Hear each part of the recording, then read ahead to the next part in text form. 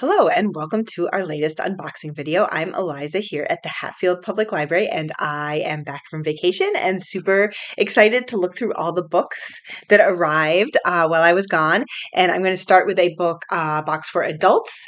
Mostly fiction, but some nonfiction, starting with Salad Lab. That looks really delicious. It's by Darlene Schrijver, and it says whisk, toss, enjoy. Sounds fun. I know we are at the time of year when you kind of don't want to eat anything hot, so these are looking really delicious to me. Chicken pesto pasta, New Year's celebration. I like this nice clear layout. Um, Lox and bagel salad. That sounds really fun. And creative spring roll salad. Ooh, I like that the author is definitely mixing things up and giving some fun ideas so your salad isn't boring.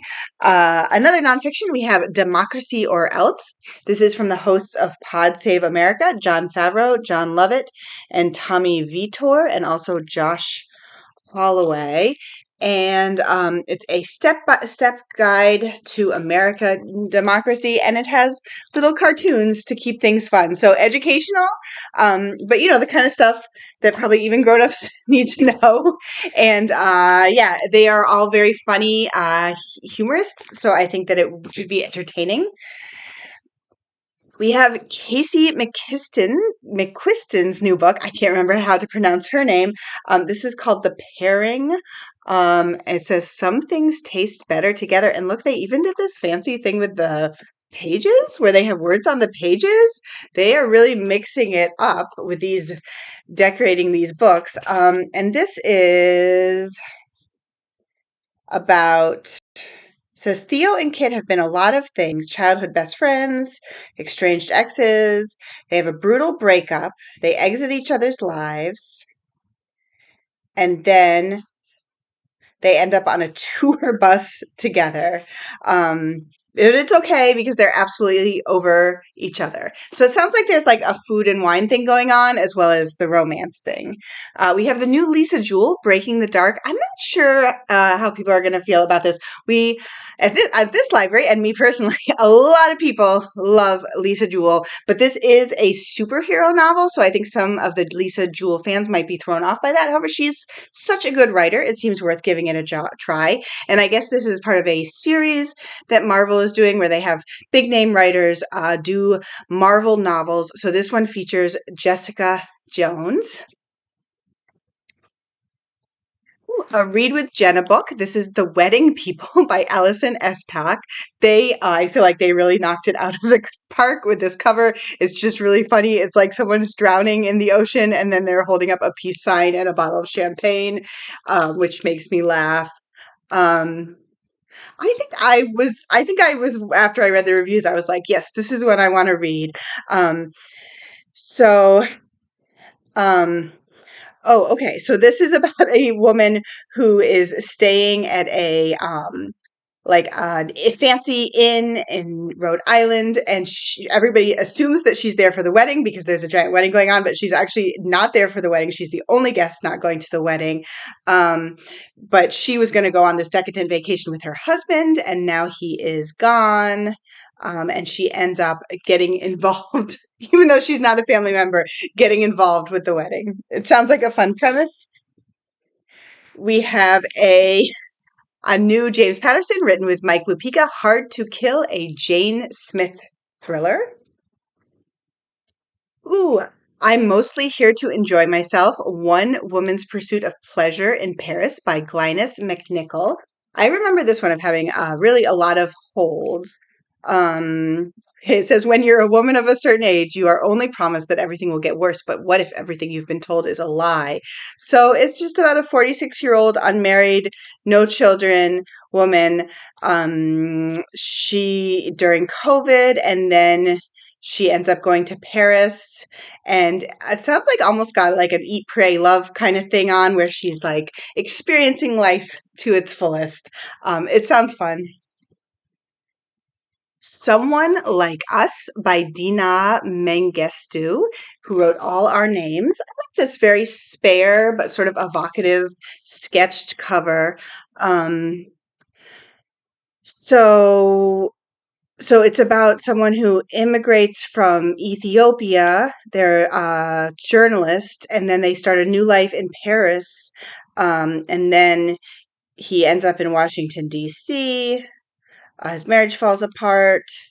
Wow, it just sounds like there's a lot of characters, but it sounds like sort of like a multi-country, family member, multi-generation narrative about immigration and about living outside your country, and connecting with people from your community, and also being married and having kids, all of those things. We have Shari Lapena's What Have You Done? This is, nothing ever happens in sleepy little Fair Hill, Vermont. But then someone gets murdered. A girl gets murdered.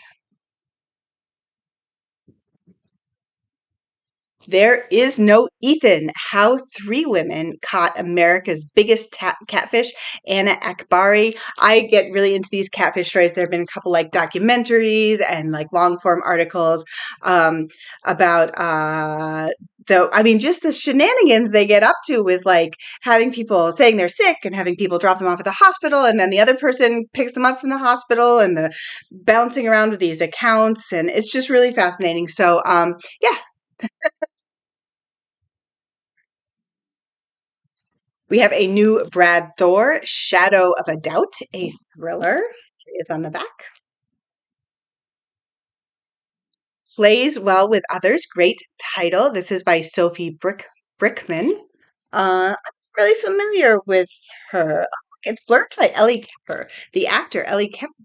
So it's about a woman who's at the end of her rope. She's the mother of three young children. Hey, she says her crypto VC husband is never around. I'm not even sure what that means. Crypto dash VC. Oh, venture capitalist husband. Um, and she's trying to get one of her kids into kindergarten. Oh, this sounds intense. She has an intense rivalry with a hotshot divorce lawyer. Um, yeah. Yeah, I'm glad parenting in Western Massachusetts luckily seems a little more relaxed. I mean, not that it's not stressful and not that people don't go through a lot of stuff, but when you read the novels about like parenting in New York City, it sounds very intimidating. So we have another James Patterson, two in one box. This one is called Confessions of the Dead. It's written with J.D. Barker. Says the smallest towns hide the darkest secrets.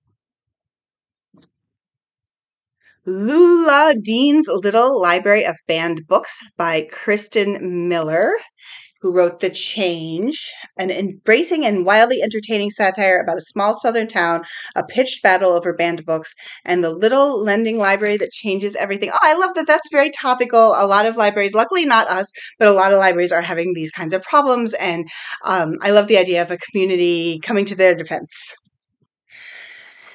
We have a new Rainbow Rowell. This one is written for adults. Some of her books are for teens, some are for adults. This one's for adult. It's a Reese's Book Club pick, Slow Dance. I like the bright green cover. Um,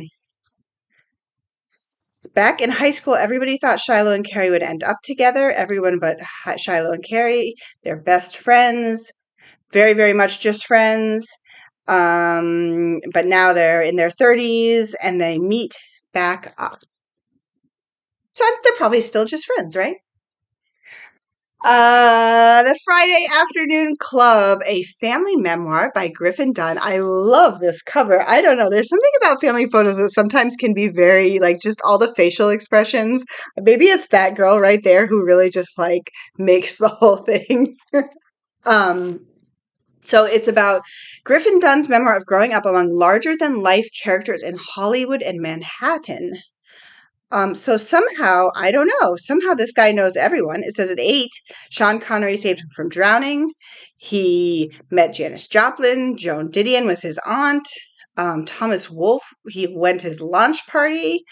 So he just like, he was best friends with Carrie Fisher. I guess I just don't know enough about the Hollywood scene to really know who he is, but actor, producer, and director since the late 1970s. Sounds like he has had quite a life. And this is the memoir about him and his family. It's also my last book. Here's my empty piece. I'll be back soon with more.